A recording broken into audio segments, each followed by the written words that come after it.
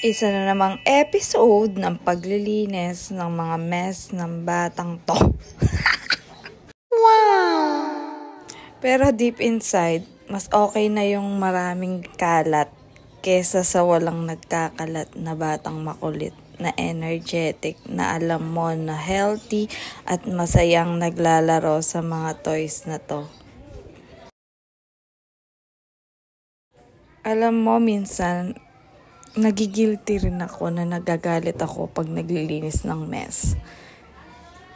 Kasi syempre, hindi mo naman maiiwasan na mapagod ka. Alam mo naman, tao ka rin. Kahit na mom ka na, nakakaramdam ka rin ng pagod. At minsan, nasasabayan pa ng makulit na bata. At ayun, magagalit ka na lang talaga. Pero yung guilt nun, ang tindi. Parang nadudurog yung puso mo pag nakikita mo siyang umiiyak dahil napagalitan mo. Pero wala namang masama na magalit kung itinatama mo naman yung mga ginagawa niya na hindi tama, 'di ba? Kaya mommies, don't be so guilty on setting boundaries on your loved ones or on your child.